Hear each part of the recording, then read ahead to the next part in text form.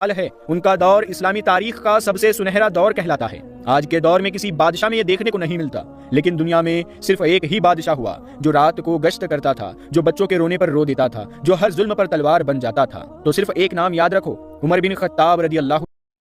السلام علیکم ورحمۃ اللہ وبرکاتہ۔ امید ہے آپ سب خیریت سے ہوں گے۔ میں بھی الحمدللہ اللہ کا لاکھ لاکھ شکر احسان خیریت سے ہوں۔ اور انشاءاللہ جس ویڈیو میں نور حدیث چینل کا نام ہے اور ان کے چینل کا لنک والے سب آپ دے دوں گا، آپ ان کے چینل کو سبسکرائب کریے گا اور میری ویڈیو کو اینڈ تک دیکھیے گا۔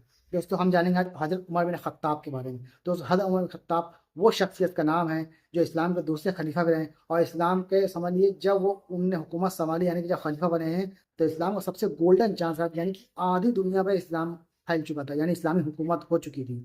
تو وہ ہے عمر بن خطاب۔ ان کا انصاف، ان کی باتیں، ہر چیز اللہ تعالیٰ نے ایک ایک رچ رچ کے بنائی، اور ان کا انصاف ایسا بلند والا تھا کہ سمجھ لیجیے کوئی جانور بھی ان کے اگر خلیفہ تھے، جب بادشاہ تھے، اگر مر جائے بھوک سے یا پیاس سے تو اس کا بھی حساب ان کو اللہ کے وہاں دینا تھا، ایسا ان کا ماننا تھا۔ تو آج انہیں کے بارے میں پوری ویڈیو ہے، ان کی پیدائش سے لے کے جب ان کی وفات ہوئی، یعنی جب وہ آپ شہید ہوئے ہیں، اس تک کی پوری ویڈیو ہے۔ ویڈیو اینڈ تک دیکھیے گا، ویڈیو کو زیادہ سے زیادہ شیئر ضرور کریے گا۔ تو چلیے بنا دیری پہلے ویڈیو سٹارٹ کرتے ہیں، پھر انشاءاللہ بات کرتے ہیں۔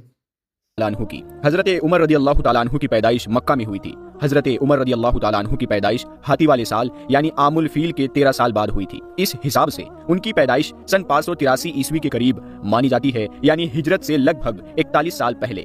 تو اس حساب سے حضرت عمر رسول اللہ صلی اللہ علیہ وآلہ وسلم سے لگ بھگ 13 سال چھوٹے تھے۔ امیر المومنین حضرت سیدنا عمر فاروق اعظم قبیلہ عدی بن کعب سے تعلق رکھتے تھے، جو قریش کا عدنانی قبیلہ تھا۔ قریش قبیلے کا ایک بڑا اور عزت دار خاندان تھا۔ آپ کا اصلی نام تھا عمر ابن خطاب اور آپ کے والد کا نام تھا خطاب بن نفیل۔ حضرت عمر کا بچپن تھوڑا سخت حالت میں بیتا تھا۔ ان کے والد بہت سخت مزاج تھے۔ عمر رضی اللہ تعالیٰ عنہ کو اکثر اونٹ چرانے اور کاموں میں لگایا جاتا تھا، لیکن ایک بات جو بچپن سے ہی صاف تھی، وہ بہت ہی بہادر، سچے اور انصاف پسند تھے۔ اب اس دور میں پڑھنا لکھنا بہت کم لوگوں کو آتا تھا، مگر حضرت عمر کو پڑھنا لکھنا بھی آتا تھا، اور وہ اچھے گھڑ سوار، تیر انداز اور پہلوان بھی تھے۔ اسی لیے قریش کے لوگ انہیں ذہین نوجوان مانتے تھے۔ مکے کے بڑے بڑے فیصلوں میں ان کی رائے لی جاتی تھی۔ لیکن جب اسلام کا سورج نکلا اور رسول اللہ صلی اللہ علیہ وآلہ وسلم نے لوگوں کو ایک اللہ کی طرف بلایا، تو حضرت عمر رضی اللہ تعالیٰ عنہ کو یہ بات بہت بری لگی۔ وہ اسلام کے خلاف ہو گئے۔ ایک وقت ایسا بھی آیا جب عمر رضی اللہ تعالیٰ عنہ اسلام کے اتنے خلاف ہو گئے تھے کہ انہوں نے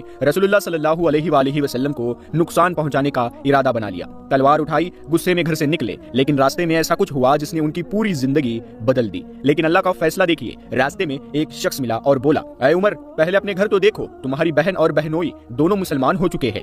یہ سن کر عمر بھڑک گئے، سیدھا اپنی بہن کے گھر پہنچے۔ دروازے پر قرآن کی آواز آ رہی تھی، وہ سورہ طٰہٰ کی تلاوت کر رہے تھے۔ حضرت عمر نے دروازہ کھٹکھٹایا، اندر گھسے اور مار پیٹ شروع کر دی، یہاں تک کہ اپنی بہن کو بھی مار دیا۔ خون بہ رہا تھا، لیکن اس کی آنکھوں میں ڈر نہیں، ایمان تھا۔ وہ بولی، اے عمر، تو جو چاہے کر، لیکن اسلام سے پیچھے نہیں ہٹیں گے۔ عمر کا دل کانپ گیا۔ پھر انہوں نے کہا، وہ کیا تھا جو تم ابھی پڑھ رہے تھے، مجھے بھی دکھاؤ۔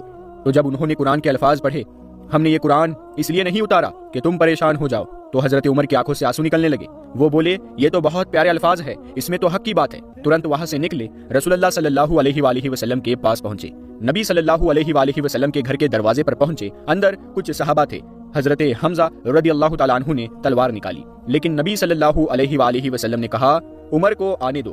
عمر اندر گئے، رسول اللہ صلی اللہ علیہ وآلہ وسلم کے پاس پہنچے اور بولے، اشہد ان لا الہ الا اللہ واشہد ان محمد رسول اللہ۔ اس دن فضا بدل گئی، آسمان گونج اٹھا اللہ اکبر کی آوازوں سے۔ رسول اللہ صلی اللہ علیہ وآلہ وسلم نے دعا مانگی تھی، اے اللہ، عمر بن خطاب یا ابو جہل دونوں میں سے کسی ایک کے ذریعے اسلام کو طاقت دے دے۔ اللہ نے عمر کو چنا، اور دوستو اسی دن سے اسلام چھپ چھپ کر نہیں، کھل کر پھیلنا شروع ہوا۔ جب مکہ میں مسلمانوں پر ظلم بہت بڑھ گیا تو اللہ کے حکم سے رسول اللہ صلی اللہ علیہ وآلہ وسلم نے اپنے صحابہ کو مدینہ ہجرت کرنے کی اجازت دی۔ اب سب لوگ چھپ کر نکل رہے تھے، کبھی رات کے اندھیرے میں، کبھی خاموشی سے، لیکن حضرت عمر رضی اللہ تعالیٰ عنہ وہ سب سے الگ نکلے۔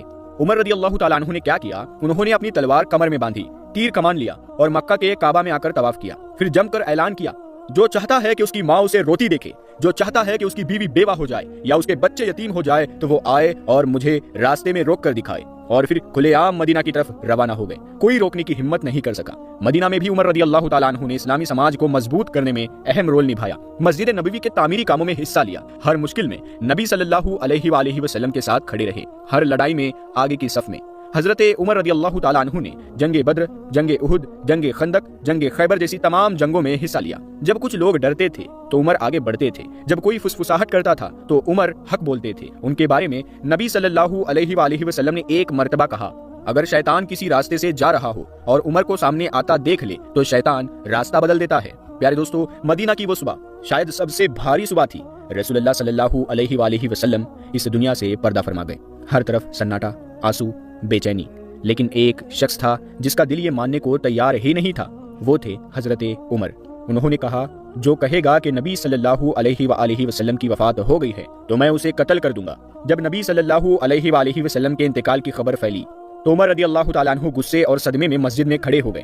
انہیں یقین نہیں ہو رہا تھا اور وہ تلوار نکال کر بولے، جو کہے گا کہ محمد صلی اللہ علیہ وآلہ وسلم کا انتقال ہو گیا ہے میں اس کی گردن اڑا دوں گا۔ حضرت عمر کہہ رہے تھے، نبی صلی اللہ علیہ وآلہ وسلم نہیں گئے، وہ بس تھوڑی دیر کے لیے گئے ہیں، جیسے موسیٰ علیہ السلام گئے تھے، وہ واپس آئیں گے اور منافقوں کو سزا دیں گے۔ اسی وقت حضرت ابو بکر رضی اللہ تعالیٰ عنہ آئے، انہوں نے مسجد میں لوگوں کو جمع کیا اور قرآن کی ایک آیت پڑھی جس میں یہ لکھا تھا، محمد صلی اللہ علیہ وآلہ وسلم ایک رسول ہے، ان سے پہلے بھی کئی رسول گزر چکے ہیں، اگر وہ انتقال فرما جائے یا قتل کر دیے جائے تو کیا تم الٹے پاؤ پھر جاؤ گے؟ جیسے ہی حضرت عمر نے یہ آیت سنی ان کے گھٹنے کانپنے لگے اور وہ زمین پر گر پڑے، پھر بولے، ایسا لگتا ہے یہ آیت آج ہی نازل ہوئی ہے۔ رسول اللہ صلی اللہ علیہ وآلہ وسلم کے انتقال کے بعد سوال یہ تھا کہ امت کا رہبر کون بنے۔ سقیفہ بنو سعادہ میں ایک بڑی میٹنگ ہوئی، بحث بھی ہوئی، رائے بھی الگ الگ تھی، کچھ انصار کچھ مہاجر۔ لیکن اس میٹنگ میں جب حضرت ابو بکر رضی اللہ تعالیٰ عنہ نے حضرت عمر کا ہاتھ پکڑ کر کہا، میں تمہارے لیے عمر کو خلیفہ بناتا ہوں، تو عمر نے جھٹ سے ہاتھ کھینچ لیا اور بولے، نہیں، آپ مجھ سے بہتر ہے، آپ ہمارے سچے ساتھی ہیں اور آپ ہی خلیفہ ہونے کے حقدار ہیں۔ حضرت عمر رضی اللہ تعالیٰ عنہ نے سب کے سامنے حضرت ابو بکر کی بیعت کی اور لوگوں کو کہا، جس نے حضرت ابو بکر کی بیعت کی اس نے صحیح کیا۔ حضرت عمر رضی اللہ تعالیٰ عنہ نے حضرت ابو بکر کے دور میں ان کے سب سے قریبی صلاحکار اور وزیر کی طرح کام کیا۔ ہر اہم فیصلے میں ان کا مشورہ لیا جاتا تھا۔ مسلم فوجوں کی تشکیل، مال کا انتظام، منافقوں کی پہچان، ہر جگہ عمر کی صلاح اثر کرتی تھی۔ حضرت ابو بکر رضی اللہ تعالیٰ عنہ نے اپنے آخری دنوں میں کچھ صحابہ کو بلایا اور کہا، میں اپنے بعد امت کی رہنمائی کے لیے عمر بن خطاب کو خلیفہ نامزد کرتا ہوں۔ کچھ لوگوں کو ڈر تھا، حضرت عمر کا مزاج سخت ہے، لوگ ان سے ڈریں گے، لیکن حضرت ابو بکر رضی اللہ تعالیٰ عنہ نے جواب دیا، اگر اللہ نے ان پر رحمت کی تو حضرت عمر بہت نرم دل ثابت ہوں گے۔ حضرت ابو بکر کے انتقال کے بعد مدینہ کی مسجد میں لوگ جمع ہوئے۔ حضرت عمر رضی اللہ تعالیٰ عنہ کو خلیفہ مسلمین بنایا گیا اور پہلی بار انہیں دیا گیا ایک خطاب امیر المومنین، یعنی مومنوں کا رہبر۔ خلافت سنبھالتے ہی حضرت عمر نے کہا، اگر فرات کے کنارے کوئی اونٹ بھی بھوکا مر گیا تو عمر اللہ کے سامنے جواب دہ ہوگا۔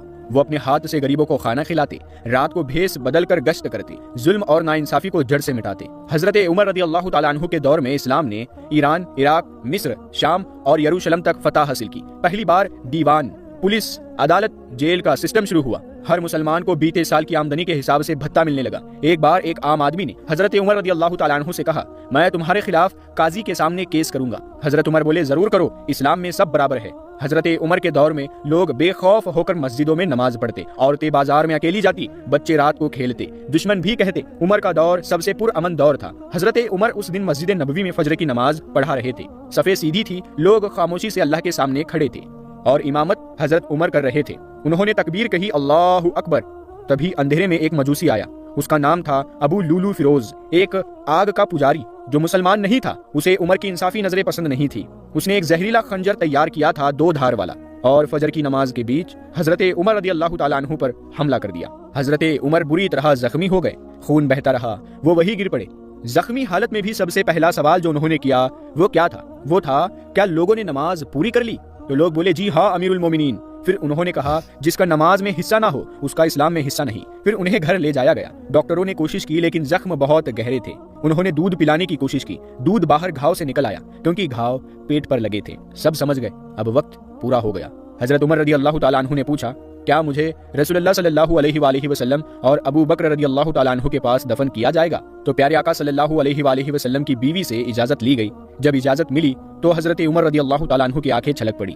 مجھے اس بات پر کوئی فخر نہیں کہ میں خلیفہ تھا، بس مجھے امید ہے کہ اللہ مجھے معاف کر دے گا۔ 3 دن زخموں سے لڑتے رہے، پھر آخرکار حضرت عمر رضی اللہ تعالیٰ عنہ نے شہادت پائی۔ انہیں وہی دفن کیا گیا رسول اللہ صلی اللہ علیہ وآلہ وسلم اور حضرت ابوبکر کے پہلو میں۔ حضرت عمر کا نام آج بھی انصاف کی مثال ہے۔ ان کا دور اسلامی تاریخ کا سب سے سنہرا دور کہلاتا ہے۔ آج کے دور میں کسی بادشاہ میں یہ دیکھنے کو نہیں ملتا، لیکن دنیا میں صرف ایک ہی بادشاہ ہوا جو رات کو گشت کرتا تھا، جو بچوں کے رونے پر رو دیتا تھا، جو ہر ظلم پر تلوار بن جاتا تھا۔ تو صرف ایک نام یاد رکھو، عمر بن خطاب رضی اللہ۔ تو دوستوں، یہ تھا ہمارا ایکشن جو آپ نے دیکھا۔ حضرت عمر بن خطاب دوستوں ایسے خلیفہ تھے اور ایسے صحابہ تھے، اور نبی پاک صلی اللہ علیہ وسلم نے خود اسی دنیا میں ان کو جنت کی بشارت دی تھی، اور نبی پاک صلی اللہ علیہ وسلم نے خود فرمایا تھا کہ اگر میرے بعد کوئی نبی اگر آنے والا ہوتا تو حضرت عمر بن خطاب ہوتے، کیونکہ میرے بعد نبوت کا دروازہ بند ہو چکا ہے۔ اور حضرت عمر کی وہ شان تھی کہ سمجھیے ان کے علاقے میں یا ان کے جہاں بھی مطلب وہ رات کو گشت کرتے تھے، کہیں رونے کی آواز تو نہیں آ رہی، کوئی بھوکا تو نہیں، کوئی پریشان تو نہیں ہے، وہ تھے حکمران حضرت عمر بن خطاب کی ہر چیز کا خیال رکھتے تھے۔ اور آپ خود ایک دم سادہ لباس میں رہتے تھے، پیون لگا جبہ پہنتے تھے، اور جب آپ اس کا انتقال ہوا یعنی کہ جب آپ شہید ہوئے ہیں، سمجھ لیجیے کچھ قرض دار تھے، یہ حضرت ہے، مطلب جتنے آدھی دنیا کا جو بادشاہ تھا اس کے بعد ڈھنگ کے کپڑے تک پہننے کے لیے تھے، یہ تھے حضرت عمر بن خطاب۔ بس اللہ کو راضی کرنے کے لیے تقوی پرہیزگاری کرتے تھے، اور نبی پاک صلی اللہ علیہ وسلم کو سے محبت کرتے تھے، ان کے بتائے ہوئے راستے پہ چل رہے اور شہادت پائی۔ تو یہ تھا ہمارا ریئیکشن، ہماری ویڈیو حضرت عمر بن خطاب کے اوپر۔ تو امید ہے ویڈیو آپ کو اچھی لگی ہوگی۔ ویڈیو اچھی لگی تو زیادہ سے زیادہ ویڈیو کو شیئر کریے گا، اپنی قیمتی رائے کمنٹ باکس میں ضرور بتائیے گا۔ ملیں گے انشاءاللہ پھر آپ سے نیکسٹ ویڈیو میں، تب تک کے لیے السلام علیکم ورحمۃ اللہ وبرکاتہ۔